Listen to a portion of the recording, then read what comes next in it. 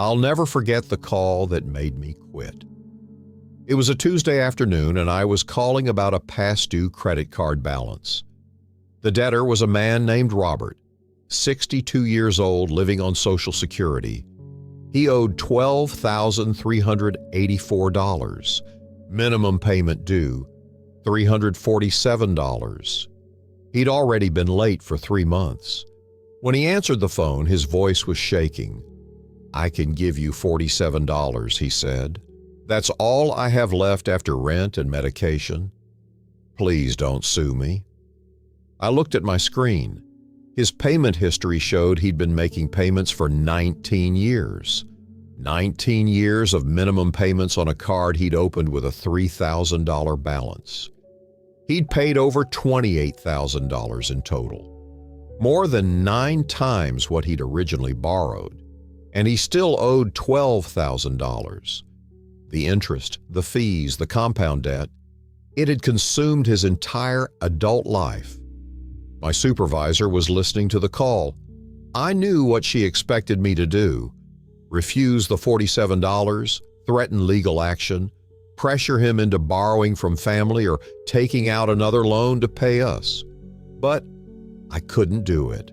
I accepted his $47. I closed the account as hardship case, and I quit the next day. Because I'd finally understood what I was really doing. I wasn't collecting legitimate debts. I was perpetuating a system designed to extract every possible dollar from people who could least afford it. My name is Marcus, and I'm going to tell you the dark truth about credit cards and the debt collection industry, a truth that the banks desperately don't want you to know. My name is Marcus Rivera, and I never planned to become a debt collector. Nobody does. It's not exactly a childhood dream. I graduated from Arizona State University in 2016 with a degree in business administration and $43,000 in student loan debt. The job market was tough. I sent out maybe 200 applications in 6 months. Most got no response. A few got automated rejections. I was running out of money, running out of hope, and my student loan payments were about to kick in. Then I saw a job posting. Customer Service Representative, Financial Services. $38,000 base salary plus performance bonuses. No experience necessary. The interview was at a nondescript office building in Phoenix. The lobby had motivational posters. Success is a choice. Winners never quit. That kind of thing. I should have seen the red flags. But when you're desperate, you ignore red flags. The interviewer, a man named Derek, who would eventually become my supervisor, asked me 2 questions. Are you comfortable on the phone? And how do you handle rejection? I said yes to both. He hired me on the spot. Start date, Monday. I thought I'd be helping people manage their credit card accounts, answering questions about interest rates, explaining billing cycles, maybe setting up payment plans. Customer service, like the job posting said. I was so naive. My first day was orientation. There were 12 of us, all fresh college graduates, all desperate for jobs, all drowning in student debt ourselves. The irony wasn't lost on me later. Our trainer was a woman named Patricia. She'd been in the debt collection industry for 22 years. She started her presentation with a question. What's the difference between a customer service representative and a debt collector? Someone raised their hand. Customer service helps people. Debt collectors collect debts? Patricia smiled. Wrong. There's no difference. You're all debt collectors. We just don't put that in the job posting because nobody applies to those. The room went quiet. She continued, You're here to collect money that people owe to the bank. That's your job. That's your only job. Not to help them, not to make them feel better, to extract payment by any legal means necessary. Over the next 2 weeks, we learned the art of psychological manipulation. We learned about the escalation ladder, a series of increasingly aggressive tactics designed to wear down resistance. The first call would be a friendly reminder, "I'm calling to help you avoid late fees." The second call would shift to a concerned warning, "I'm worried about your credit score." By the third call, we'd introduce serious consequences. "This will be sent to legal if we don't resolve it today." And the fourth call? An immediate threat. "Wage garnishment proceedings begin tomorrow." We also learned to identify personality types over the phone and adjust our approach accordingly. If someone sounded anxious, we'd amplify their fear and make them catastrophize. If they seemed proud, we'd attack their self-image and make them feel like failures. Analytical people, we'd overwhelm them with complex consequences they couldn't verify. And empathetic people, we'd make them feel guilty about the impact on us. We learned the false urgency technique, creating artificial deadlines that don't actually exist. "If I don't receive payment by 5 p.m. today, this goes to our legal department and I can't help you anymore." We learned the social pressure tactic, threatening to contact employers, family members, neighbors. We're legally required to attempt contact through alternative channels if we can't reach you. We learned to never accept no or I can't. We learned that "I'll pay next week" means "I won't pay unless you make me." We learned that empathy was weakness. By the end of training, I felt sick, but I also felt trapped. I'd already quit my part-time job to take this position. I had rent due in 2 weeks, and my student loan payment was $437 per month. Ironically, almost exactly what I'd later demand from Robert. So I convinced myself it was okay. These people owed money. They'd signed contracts. I was just doing my job. My first live call was with a woman named Jennifer. She was 34, lived in Ohio, and owed $8,347 on a Visa card. She was 47 days past due. My screen showed me everything about her: her address, her employer, her salary, $38,000, the same as my base salary. Her payment history, always on time until 3 months ago. Even notes from previous collectors. Debtor claims financial hardship due to family funeral expenses.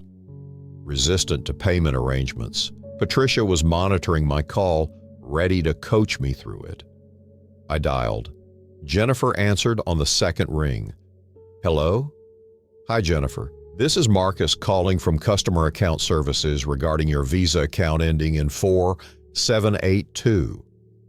Do you have a moment to discuss your account?" I'd been trained to never say "debt collector" in the opening. Too adversarial. Start friendly. "Oh God," she said. Her voice immediately cracked. "I'm sorry, I know I'm behind. My mom passed away 3 months ago, and the funeral costs." "I'm very sorry for your loss, Jennifer," I interrupted, following my script. "But I need to discuss your account balance of $8,347. You're currently 47 days past due, and if we don't resolve this today, late fees will continue to accumulate and damage to your credit score will be permanent." "I understand," she said. I could hear her crying now. "I just need 2 more weeks. I get paid on the 15th, and I can send you $500 then. I promise." Patricia was typing in the chat window. "No payment plans. Full payment or wage garnishment threat." I followed the script. "Jennifer, I wish I could accept that, but your account is beyond the payment plan threshold. At this point, we need to discuss immediate payment options. Do you have access to your bank account information?" "I can't pay the full amount right now," she said. "Please, I literally don't have it. I'm choosing between this payment and groceries." "I understand this is difficult," I said, maintaining the tone of false empathy I'd been taught. but the consequences of non-payment are severe. The bank can pursue wage garnishment, which means 25% of your paycheck would be automatically deducted. That would be about $730 per month from your salary. Or you could make a payment arrangement today and avoid that.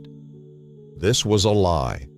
The bank wasn't going to pursue wage garnishment. That costs time and money, and they only do it for much larger debts. But Jennifer didn't know that. "Oh my God," she whispered.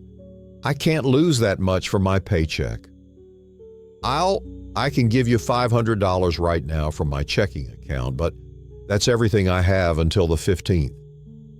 "That's a great start, Jennifer. Let me process that payment right now." She gave me her bank account information. I processed the payment. I absolutely knew from her account balance shown on my screen that this would overdraft her account. She had $512 in checking. After my $500 withdrawal and her bank's overdraft fee, she'd be negative. But I'd been trained not to care about that. My job was to collect. Her financial survival was her problem. The payment went through. Patricia gave me a thumbs up. "Great first call," she messaged. "That's how you do it." I went to the bathroom and threw up. Over the next few weeks, I started to understand how the system really works, and it's so much worse than most people realize.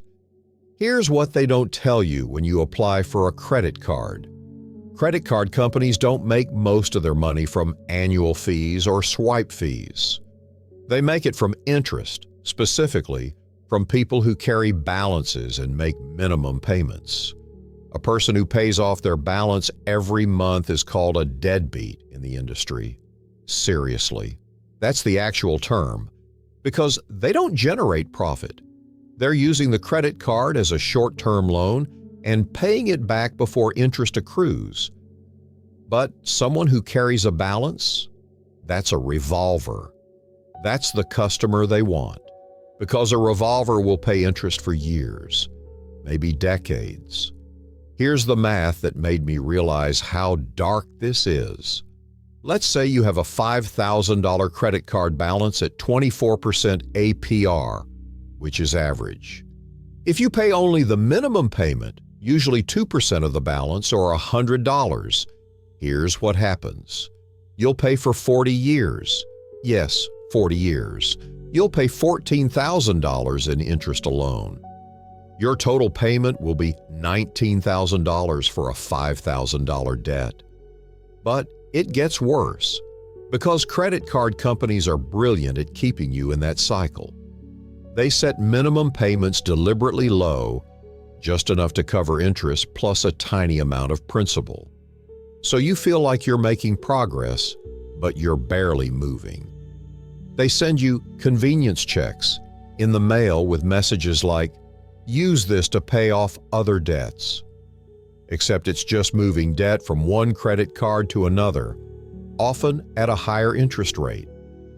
They increase your credit limit automatically, making it sound like a reward.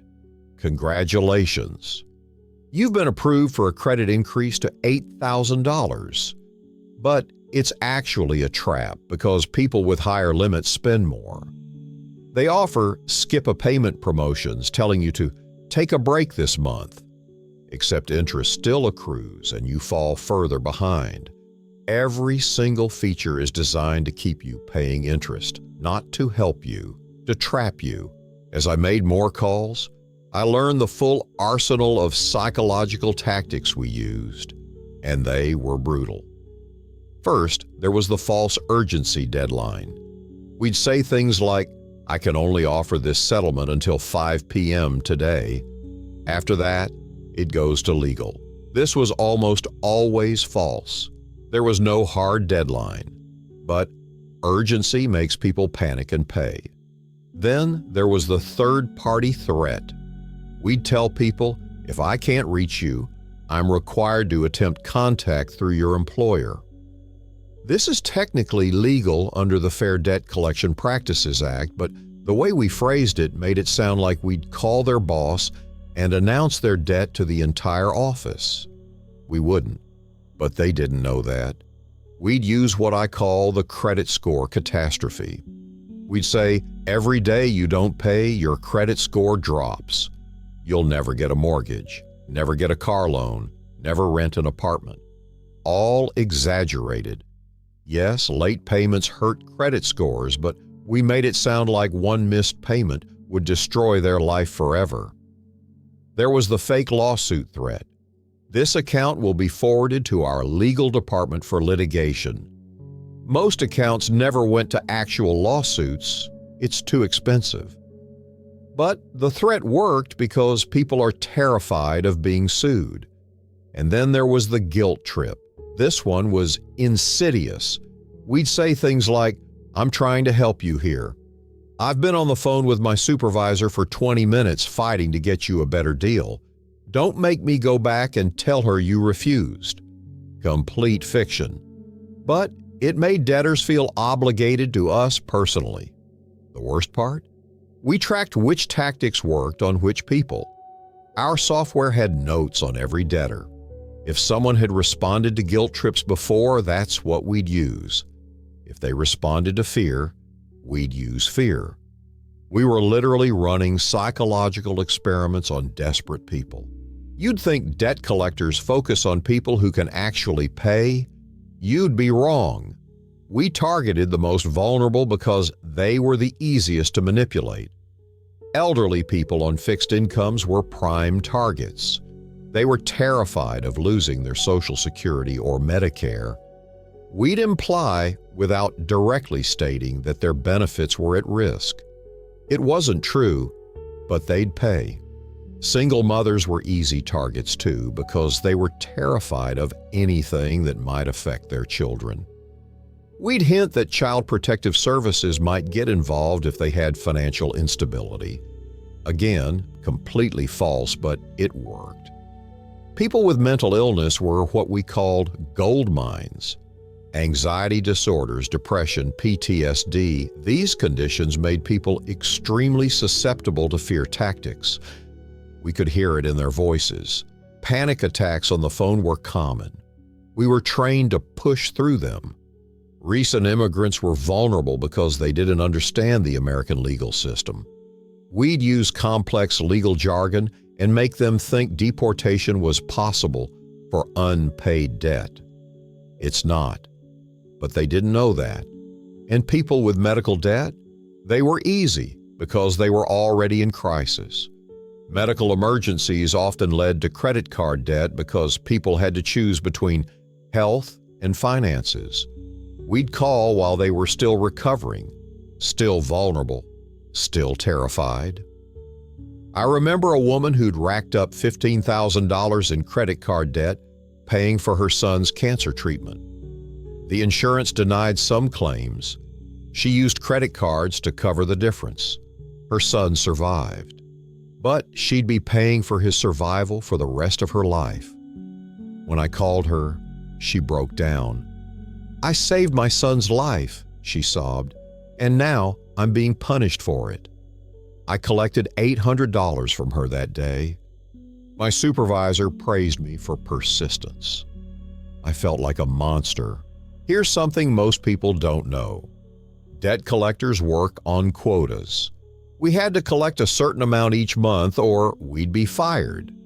My quota was $75,000 per month. If I didn't hit it, I'd be put on a performance improvement plan, which was really just a countdown to termination.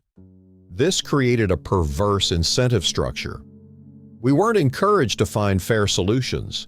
We were encouraged to extract maximum dollars by any means necessary. Collectors who hit their quotas got bonuses, big bonuses. I'm talking $10,000 plus per quarter for top performers, and public recognition, and preferential shift schedules. Collectors who didn't hit their quotas got threatened, humiliated in team meetings, eventually fired. So what did this system create? Aggressive, ruthless collectors who would say anything to get payment. We had a leaderboard in the office. every day they'd post the top collectors and their numbers. It was supposed to motivate us. Instead, it created a competition to see who could be the most psychologically brutal. The top collector in our office was a guy named Brandon. He consistently brought in $200,000 or more per month. His secret? He was willing to cross lines others wouldn't. He'd call debtors at 6 a.m., legal but cruel. He'd call them at work, asking for them by name, making it obvious to coworkers why he was calling. He'd leave voicemails with their account balance stated clearly so anyone who heard it would know they had debt. He'd even call family members and accidentally reveal the debt situation. All technically legal under the FDCPA. All absolutely unethical. But Brandon made $180,000 a year, and management loved him. I tried to be less aggressive. I tried to find actual solutions for people. Payment plans, hardship reductions, settlements.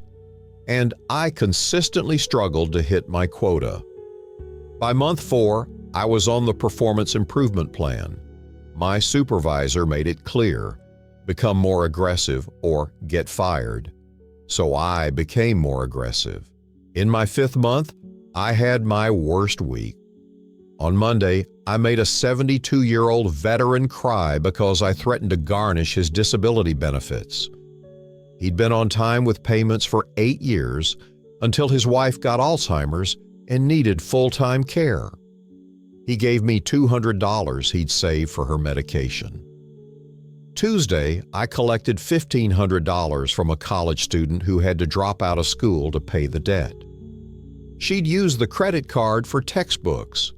Now she couldn't afford either the debt or the education. Wednesday, I convinced a man to borrow $3,000 from his 401k to pay his credit card debt. This triggered early withdrawal penalties and taxes. He ended up paying $4,200 to settle a $3,000 debt. Thursday, I threatened a single mother with a lawsuit even though I knew we'd never actually sue. She had 3 kids and worked 2 jobs. She paid $600 she needed for rent. And then came Friday, the call with Robert. That Friday afternoon call was supposed to be routine. Robert was 62, living on $1,473 per month in Social Security. He had diabetes and hypertension. His medication cost $380 per month. His rent was $850. That left him $243 for everything else. His credit card debt was $12,384. He'd opened the card 19 years earlier with a $3,000 balance to pay for his wife's funeral after she died of cancer. For 19 years, he'd made minimum payments. Some months he could pay more, most months just the minimum. He'd paid over $28,000 total. But thanks to 26.99% APR and various fees, he still owed $12,384. He'd missed 3 payments because he'd had a medical emergency and chose medication over credit card payments. When I called him, I could hear the fear in his voice immediately. "I can give you $47, he said. "That's all I have left this month after rent and medication. Please don't sue me. I'll pay more next month, I promise." I looked at my screen. My supervisor was monitoring. I knew what she expected. But I also saw his payment history. 19 years of payments. Over $28,000 paid on a $3,000 balance. Still $12,000 in debt. The interest had literally consumed his life. I saw his age, 62. How many more years did he have to pay? I saw his income, $1,473 per month. He was already barely surviving, and I made a decision. "Robert," I said, "I'm going to accept your $47 payment and mark this account as a hardship case. You won't receive any more collection calls. My supervisor's chat message came immediately. What are you doing? I ignored it. Thank you, Robert said, his voice breaking. Thank you so much. God bless you. I processed his $47 payment. I marked his account as hardship, and I logged out of the system. I walked into my supervisor's office and quit. After I quit, I spent months researching and understanding what I'd been part of. And the truth about the credit card industry is darker than even I realized while I was working there. Here's what they don't want you to know. First, credit card debt is unsecured debt. Unlike a car loan or mortgage, there's no collateral. The bank can't repossess anything if you don't pay. Their only recourse is to sue you, which is expensive and time-consuming. So, the entire system relies on psychological pressure. Second, most threats from debt collectors are empty. They threaten lawsuits, wage garnishment, asset seizure, but the actual follow-through rate is less than 5%. Why? Because it costs more to sue than they'd recover. The threats are just psychological warfare. Third, the statute of limitations protects you. Most credit card debt has a 3 to 7 year statute of limitations depending on your state. After that, they can't legally sue you. They can still call you, but they can't take legal action. Most debtors don't know this. Fourth, paying the minimum is a trap. Credit card companies design minimum payments to keep you in debt forever. A $5,000 balance at 24% APR with 2% minimum payments takes 40 years to pay off and costs $19,000 total. Fifth, credit card companies profit from your failure. They don't want you to pay off your balance. They want you to carry a balance and pay interest forever. That's why they make it so easy to get cards and so hard to pay them off. And finally, the system is designed around behavioral psychology. Late fees, over-limit fees, foreign transaction fees, cash advance fees, balance transfer fees. Every fee is strategically placed to trigger specific behaviors that keep you in debt. Let me expose the exact tactics debt collectors use so you can recognize and resist them. Tactic number 1 is false urgency. They'll say things like, "This offer expires today," or "If I don't hear from you by 5 p.m., this goes to legal," or "This is your final notice before we proceed." The reality? There's rarely a real deadline. This is pure psychological pressure to make you act without thinking. Tactic number 2 is fake authority. They'll say, "I'm calling from the legal department," or "This is a formal debt validation notice," or "Failure to respond will result in legal proceedings." The reality is that debt collectors use official-sounding language to make you think they have more power than they do. They're not lawyers. They're salespeople. Tactic number 3 is emotional manipulation. You'll hear things like, "I'm trying to help you," or "Don't you care about your credit score?" or "What will your family think?" The reality is they're trained to identify your emotional triggers and exploit them. They don't care about helping you. They care about collecting. Tactic number 4 is information phishing. They'll ask, "Can you verify your employment?" or "What's your current address?" or "Do you have access to your bank account?" The reality is they're gathering information to use against you later. Never volunteer information. And tactic number 5 is payment pressure. They'll ask, "Can you borrow from family?" or "Do you have a 401k you can access?" or "Can you get a payday loan?" The reality is they're encouraging you to go deeper into debt to pay them. This destroys your financial future for their short-term gain. After everything I learned, here's what I wish I could tell everyone about dealing with credit card debt. First, know your rights. The Fair Debt Collection Practices Act gives you specific protections. Collectors can't call before 8 a.m. or after 9 p.m. They can't threaten you with violence or arrest. They can't discuss your debt with anyone but you. They must stop calling if you request it in writing. And they can't lie about the amount you owe. Second, request debt validation. Within 30 days of first contact, you can demand written proof that the debt is actually yours, that the amount is accurate, and that they have legal right to collect it. Many debts can't be properly validated. If they can't validate, they must stop collection. Third, understand the statute of limitations. Every state has a time limit for suing over debts. After that period, they can still call you, but they can't sue you. And you can demand they stop calling. Fourth, never make partial payments on old debt. If debt is past the statute of limitations, even a $1 payment can reset the clock. They know this. They'll beg for just $10 to show good faith. Don't do it.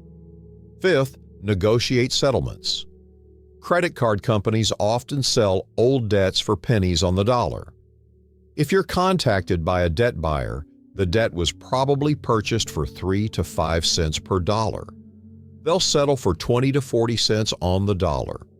Just get everything in writing before paying and never give them direct bank access. And finally, bankruptcy is sometimes the answer. I know it sounds scary, but if you're drowning in credit card debt with no way out, Chapter 7 bankruptcy can eliminate most credit card debt. Your credit score will recover faster than paying minimums for decades. It's a legal right designed for exactly this situation. Let me show you the real math of credit card debt, the math that made me quit. Here's scenario 1, the minimum payment trap. Let's say you have a balance of $10,000 at 24% APR, and you're making minimum payments of 2%, which is $200. If you pay only minimums, it will take you 54 years to pay off. 54 years. You'll pay $28,931 in interest. Your total cost will be $38,931. You pay almost 4 times what you borrowed for 54 years. Now here's scenario 2, the balance transfer trap. You have $5,000 at 24% APR. You see an offer, 0% for 12 months on balance transfers. Sounds great, right? But there's a balance transfer fee of 3%, which is $150. And after 12 months, the rate jumps to 26.99%. Plus, if you don't pay off the full balance, you owe interest on the entire amount from day one. Most people don't pay it off in 12 months. The result? You end up with more debt at a higher rate. Here's scenario 3, the minimum increase trap. You have a $3,000 balance. You're making minimum payments of $60 per month. Suddenly, your minimum increases to $90. Why? Because the bank changed the minimum calculation from 2% to 3%. Now you can't afford the minimums. You miss a payment. Now you're hit with a $40 late fee, and your penalty APR increases from 24% to 29.99%. Your balance goes up despite making payments. This is designed to trap you. And here's the real calculation, the one credit card companies don't want you to make. If you have $20,000 in credit card debt at 24% APR, and you're paying minimums of $400 a month, you'll pay for 40 plus years. You'll pay over $60,000 in interest. Your total cost will be over $80,000. Or, and here's the alternative, you could stop paying for 6 months, save that $2,400, negotiate a settlement for $6,000, which is 30 cents on the dollar, and pay it off completely. Total cost, $6,000. Your credit score tanks for 2 to 3 years, but you save $74,000 and get out of debt 40 years earlier. The credit card companies don't want you to know that option exists. I know what I did was wrong. For 5 years, I psychologically manipulated vulnerable people into paying money they couldn't afford. I contributed to financial ruin, mental health crises, broken families, and ruined lives. I can't undo that, but I can expose the system. The credit card industry in America is predatory by design. It's not broken. It's working exactly as intended. It's designed to target people with limited financial literacy, to provide easy access to credit, to make minimum payments seem manageable, to keep people in debt permanently, and to extract maximum wealth over lifetimes. And when people inevitably struggle to pay, the debt collection industry finishes the job through psychological warfare. I'm speaking out because Americans deserve to know the truth. You're not stupid for being in credit card debt. You're not weak for struggling with payments. You're not alone. You're the victim of a system designed to trap you. The average American household with credit card debt owes $16,000. At average interest rates and minimum payments, that debt will take 26 years to pay off and cost $40,000 in interest. That's not an accident. That's the business model.